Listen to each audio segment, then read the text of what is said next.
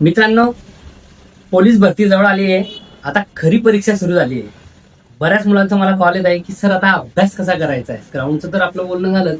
अभ्यासावरती तुम्हाला कसं लक्ष द्यायचं आहे.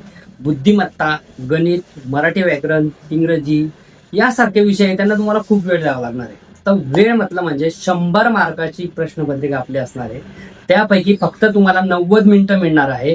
तो वेळ तुम्हाला कसा कव्हर करायचा आहे, कसा ऍडजस्ट करायचा हे आपल्याला ठरवायचं आहे. तर ते कसं होणार.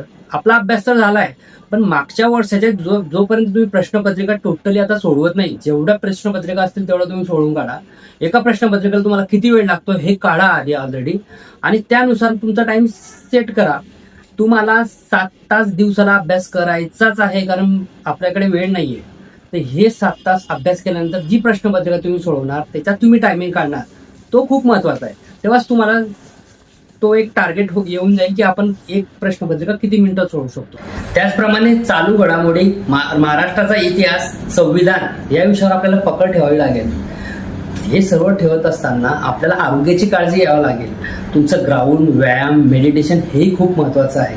या सर्व शेड्यूलमध्ये ह्या गोष्टीकडे आधी भर द्यावा लागेल आपल्याला. आणि सगळ्यात महत्वाचं म्हणजे तुमच्यातील आत्मविश्वास हा खूप महत्वाचा आहे. घाबरू नका, प्रॅक्टिस चालू ठेवा, मेहनत चालू ठेवा. तुमची मेहनत तुम्हाला यशाकडे घेऊन जाणार आहे. तुम्हाला स्वतःला 2 महिने तुम्ही एक बंद खोलीत पॅक करा आणि बघा अभ्यास तुमचा कसा होतो, आणि नक्कीच तुम्हाला यातून यश मिळेल. ही माझी 100% गॅरंटी. चला भेटूया पुढील व्हिडिओ. जय हिंद.